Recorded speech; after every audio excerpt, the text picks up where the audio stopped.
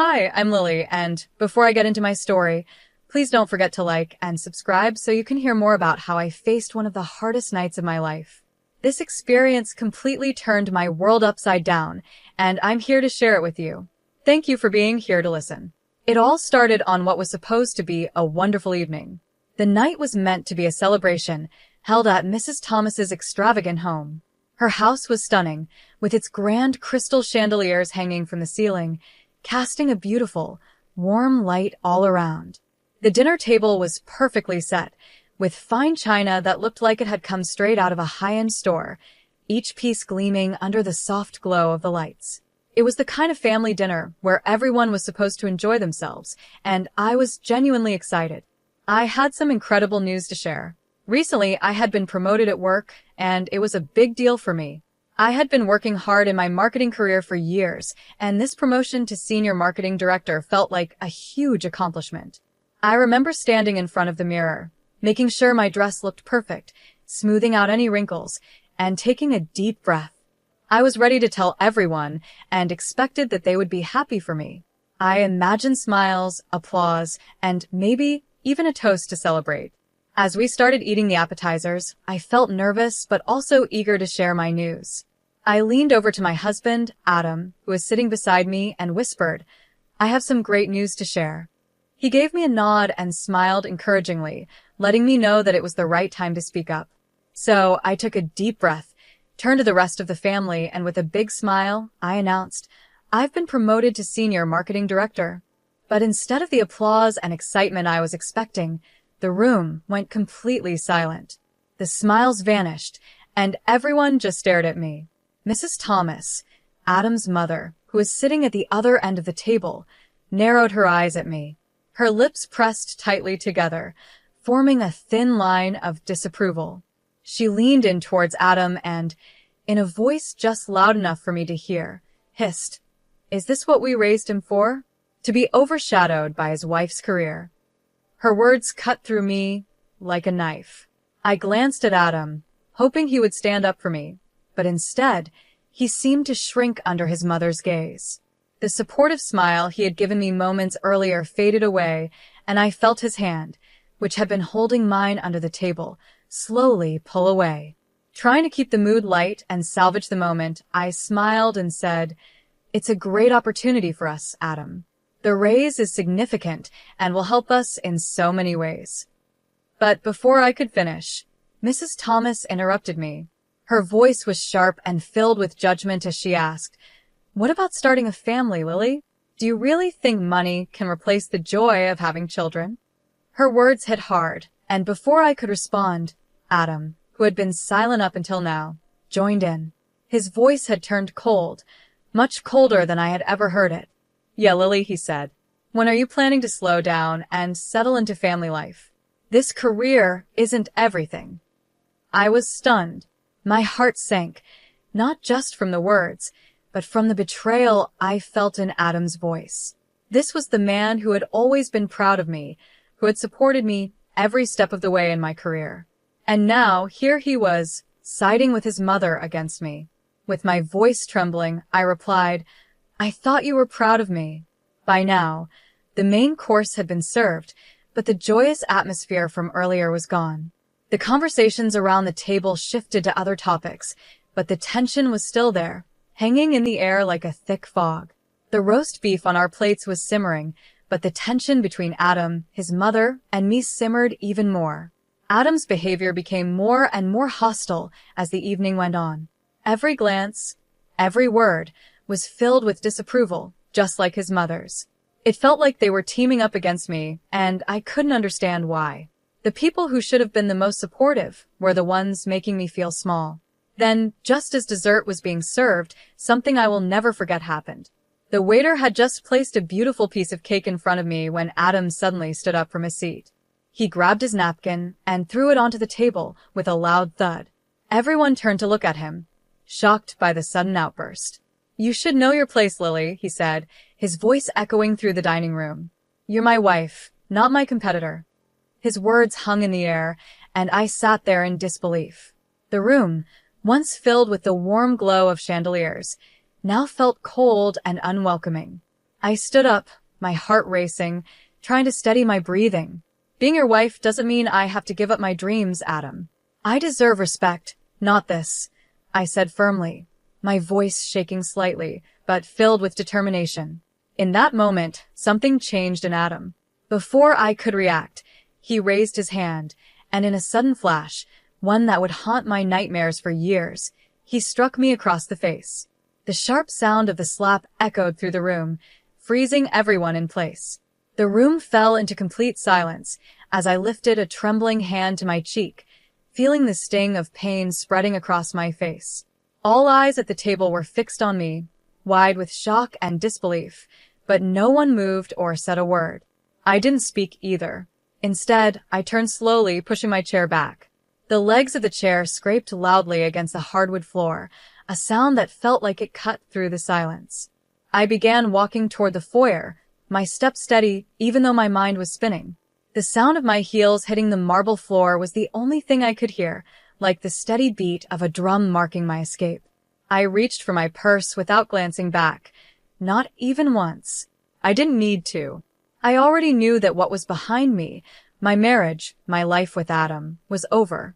As I stepped outside, the cool night air hit my skin, and I closed the door softly behind me. The quiet click of the door closing felt like the final punctuation on this chapter of my life. It was over. My marriage was over. In that moment, standing outside in the dark, cool night, I knew I had to leave. I had to find a place where my ambitions weren't seen as something to be ashamed of, where I could breathe freely and finally be myself again. For too long, I had lived in the shadow of someone else's expectations.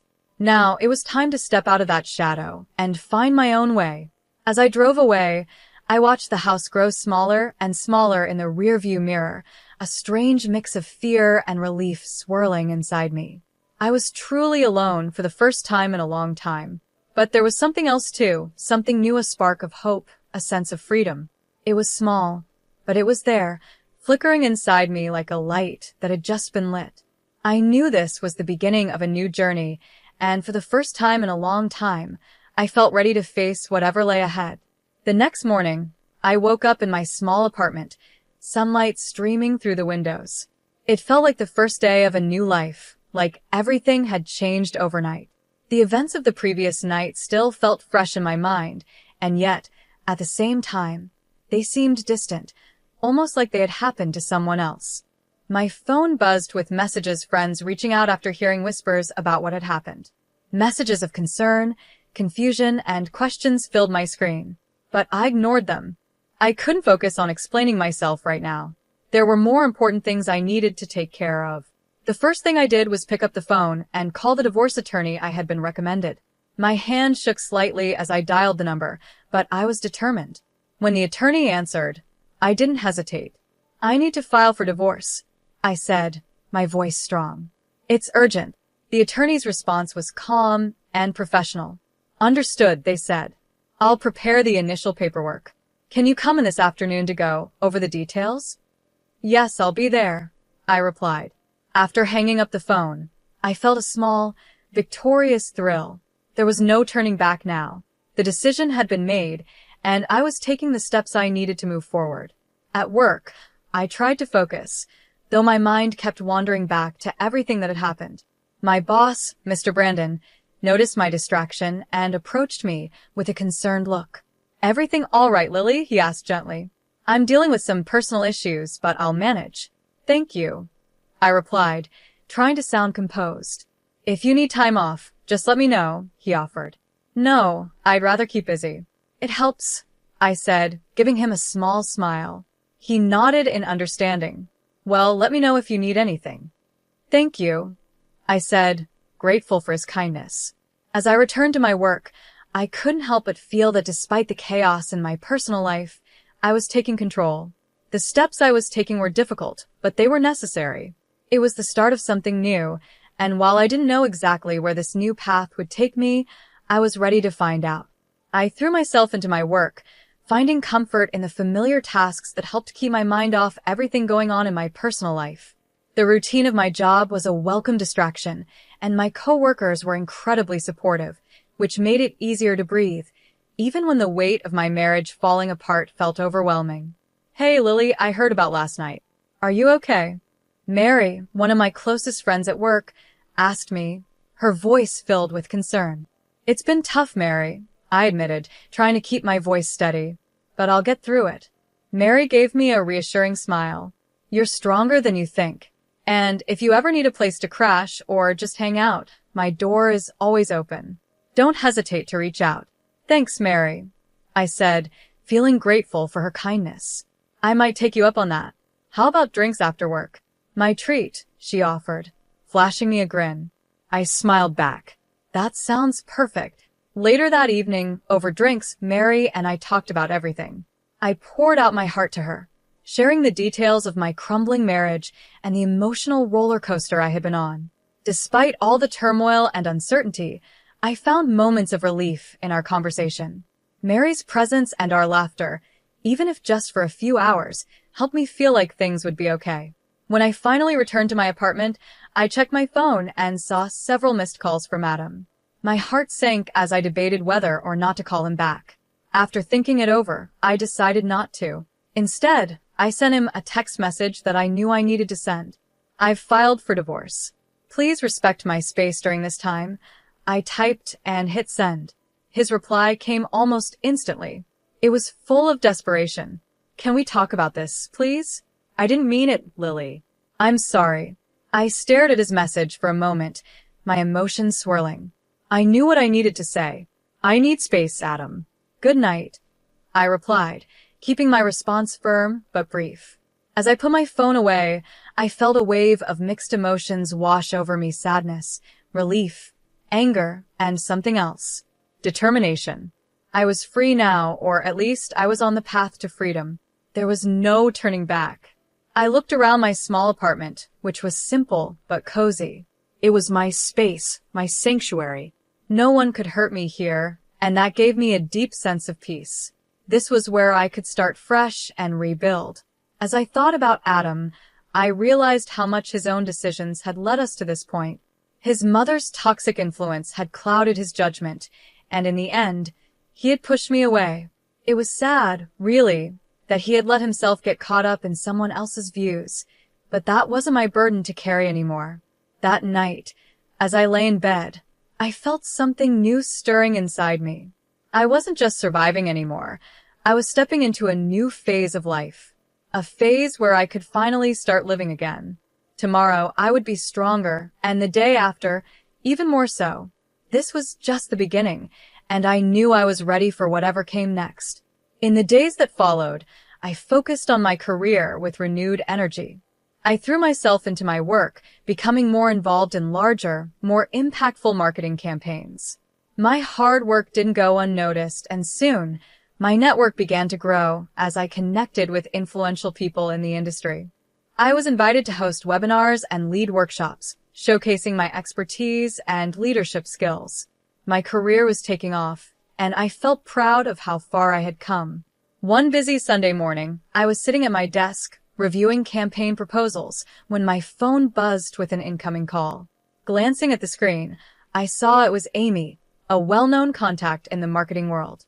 "Hey, Lily," she greeted me warmly when I answered. "Hi, Amy. How's it going?" I replied, surprised but pleased to hear from her. "I've got a project I think you'd be perfect for," she said, excitement clear in her voice. "Are you free to chat about it later this week?" My heart skipped a beat. This was the kind of opportunity one had been working towards, and it felt like the next step in my journey to success. "Absolutely," I said, trying to keep my voice calm despite the excitement bubbling inside me. "I'd love to hear more." As I hung up the phone, I smiled to myself. I was moving forward, both personally and professionally. The life I was building for myself was full of possibilities, and for the first time in a long time, I felt truly excited for what the future held. There would still be challenges ahead, of course, but I was ready to face them. I was no longer the woman who had felt small and trapped in her marriage. I was stepping into a new chapter of my life, and I was determined to make the most of every opportunity that came my way. "I heard through the grapevine about what you've been going through. I'm really sorry you had to deal with that," Amy said, her voice sympathetic but still professional. Thanks, Amy. It's been tough, but I'm managing, I replied, trying to stay composed. Listen, she continued. I've been thinking. There's an opening for a speaker at a conference next month. The topic is resilience and leadership, and I believe your experience, both personal and professional, would really resonate with the audience. What do you think? The offer caught me off guard. I hadn't expected something like this, but I knew it was an opportunity one couldn't pass up. Speaking about resilience in front of an audience felt fitting after everything I had been through. I'd be honored, Amy. Thank you so much for thinking of me, I said, feeling a sense of pride. As my career continued to grow, so did my reputation. But with that growth, I also began to hear whispers about Adam. His behavior had not gone unnoticed, and soon enough, people in the industry were talking about it. The same people who once respected him were now distancing themselves. At an industry meetup one day, I overheard bits of a conversation between two executives. He's looking for work again, one of them said, shaking his head. After what he did to Lily, who would hire him? The words stung, but they also felt like confirmation that I wasn't the only one who saw the damage Adam had caused. While my career was thriving, Adam was struggling. The roles had completely reversed. He tried to reach out to me several times, sending messages and asking for help, but I ignored them until one afternoon when I received a text that made me pause. Can we meet? I really need your help, Adam's message read. Against my better judgment, I agreed to a brief coffee meeting. I didn't know what to expect, but I wanted to hear what he had to say. When we met, Adam seemed like a shadow of his former self. His voice was low as he began. Lily, I'm sorry. I was wrong. I've lost so much. I can't find work anywhere. It's like all the doors are closed to me. I listened, feeling a mix of emotions. Part of me felt sorry for him, but another part of me remembered everything that had happened. I'm not in a position to rewrite the past, Adam, I said softly but firmly. You made certain choices, and now you're facing the consequences of those choices. I know, but you could help me. You could talk to people, tell them I've changed, he pleaded. I shook my head gently. The professional community talks, Adam. People know what happened. This isn't just about me anymore. It's about the choices you made, and people see that. As I left the cafe, I felt a strange mixture of pity and resolve. Adam was learning a hard lesson, one about respect and the long-lasting consequences of his actions. It was a lesson he had brought upon himself, and there was nothing I could do to change that. Back at work, I threw myself into my projects with renewed energy. My experiences, as painful as they had been, were now a source of strength. I was determined to use them to help others. It was bittersweet, realizing that sometimes the hardest personal trials could lead to the greatest professional triumphs. With my divorce finally finalized, I felt a sense of relief wash over me. It was like I could finally exhale after holding my breath for so long. This new chapter of my life wasn't just about moving on, it was about taking everything I had learned and using it to fuel my future. At work, my role expanded. Beyond my usual responsibilities, I started a mentorship program for young women in marketing. I wanted to give back, to help others navigate the challenges I had faced, both in my career and in life. My own experiences of overcoming adversity drove me to create a space where these women could feel supported and empowered. One day, during a mentorship session, I met Lauren, a bright and ambitious intern who reminded me a lot of myself at her age. She was eager to learn and filled with potential. During one of our conversations, she looked up at me with curiosity, her notebook in hand, ready to take notes. Lily, how do you handle criticism, especially from people who think you don't belong? She asked earnestly. Her question made me pause. I thought back to all the moments when I had been doubted or questioned, both in my personal life and in my career. The answer wasn't easy, but it was something I had learned through experience. You have to remember that criticism often says more about the person giving it than about you, I told her. There will always be people who think you don't belong or who doubt your abilities.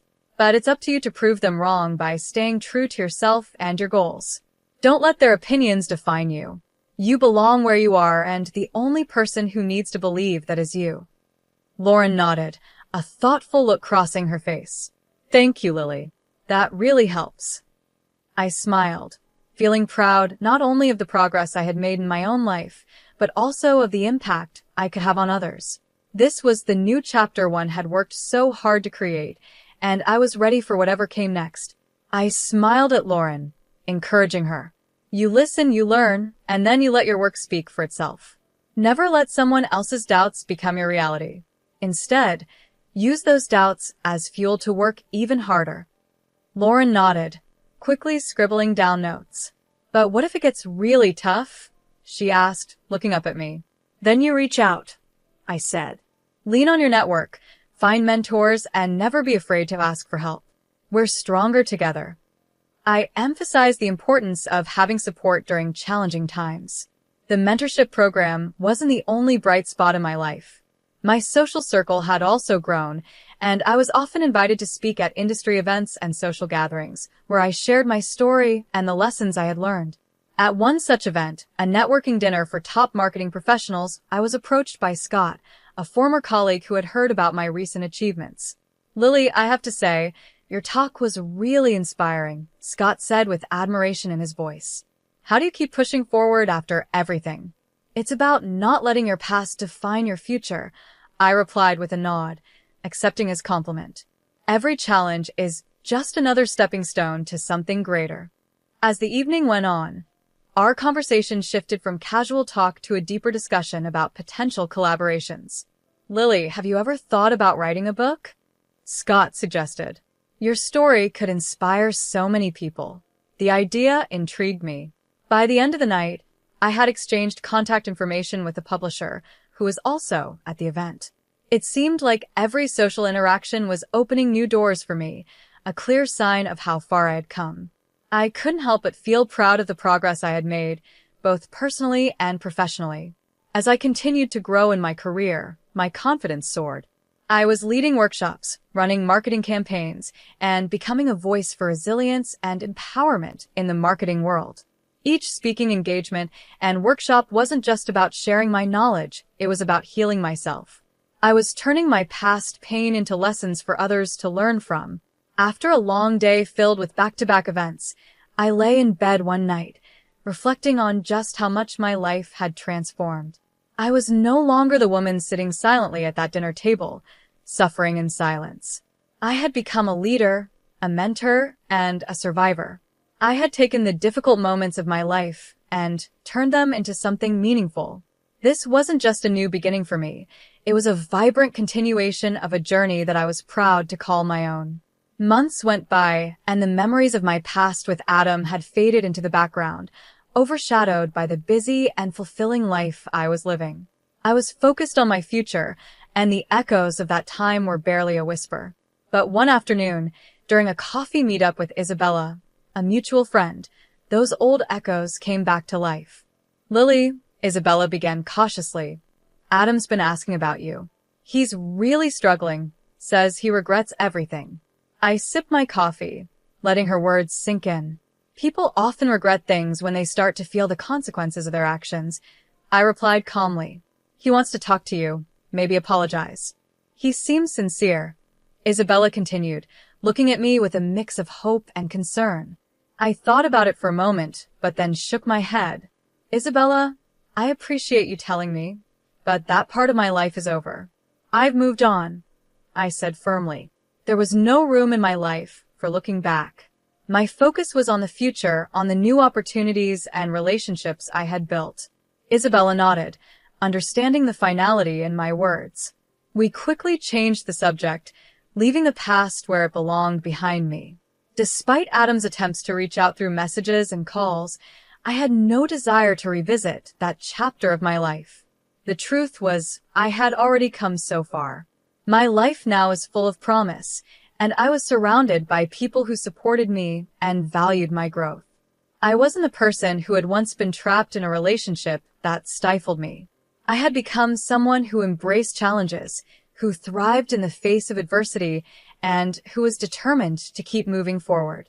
Looking back, I realized that every struggle I had faced had shaped me into the person I was today.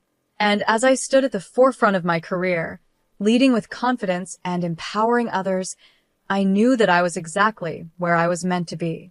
The future was mine to shape, and I was ready to face whatever came next with no regrets. I stayed firm in my decision to keep my distance. Each time Adam tried to reach out, I remained silent. It wasn't out of anger, but because I needed to protect my own well-being. Through my journey, I learned how important it was to set boundaries and respect myself. In the months that followed, my career continued to grow. I spoke at conferences, led exciting marketing campaigns, and saw my mentorship program flourish. The impact I was making felt real and fulfilling.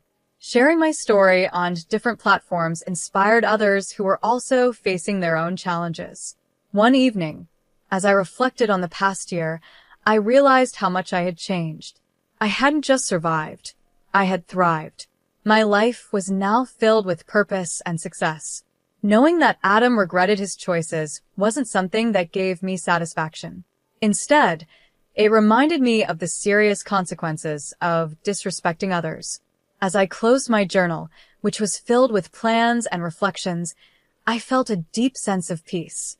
My experience with Adam had pushed me onto a path of empowerment and achievement. My victory wasn't in his regret, but in my own strength, turning pain into power and living a life based on my own values. As we end this story, I'd love to hear from you. Do you think Lily was right in cutting Adam out of her life? Share your thoughts in the comments, and if you enjoyed this story, don't forget to like and subscribe for more.